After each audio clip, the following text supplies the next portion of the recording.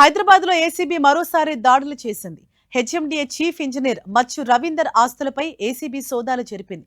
15 చోట్ల ఏకకాలంలో దాడులు జరిపిన ఏసీబీ రవీందర్ ఇల్లు, కార్యాలయాల్లో సోదాలు చేసింది. ఆదాయానికి మించి ఆస్తులు కలిగి ఉన్నారనే ఆరోపణలపై తనిఖీలు చేపట్టింది.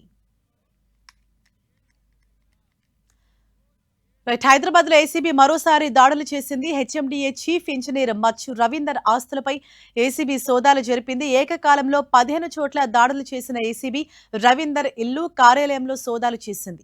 ఆదాయానికి మించి ఆస్తులు కలిగి ఉన్నారనే ఆరోపణలపై ఈ తనిఖీలు చేపట్టింది ACB.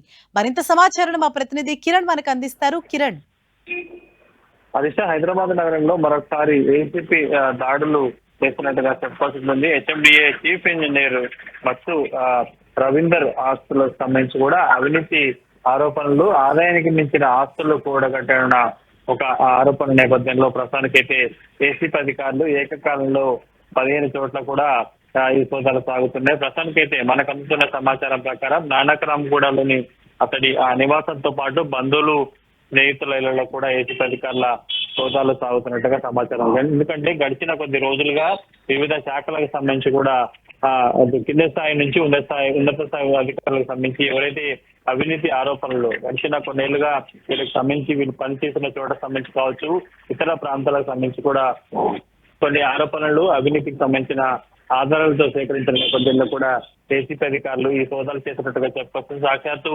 HMDA chief engineer మచ్చు Ravinder సంబంధించిన అతని మీద కూడా అనేక ఆరోపణలు వచ్చిన నేపథ్యంలో ప్రస్తుతానికి అయితే ఏకకాలంలో 15 చోట్ల సోదాలు కొనసాగుతున్నాయి. చాలా కీలక విషయాలనే ఇతడు ఏసీబీ సోదాలలో కూడా రాబట్టే ప్రయత్నం చేసినట్టు తెలుస్తుంది. ప్రస్తుతానికైతే ఆ బ్యాంకు లాకర్లతో పాటు అతడు ఇళ్లలో పాటు బంధువులు, స్నేహితులలో కూడా సోదాలు కొనసాగుతుంది. కాబట్టి మరికొద్ది సేపట్లో ఈ ఏసీబీ రైడ్స్ సంబంధించి చాలా కీలక విషయాలనే ఇళ్లలోకి వచ్చే అవకాశం అయితే ఉంది.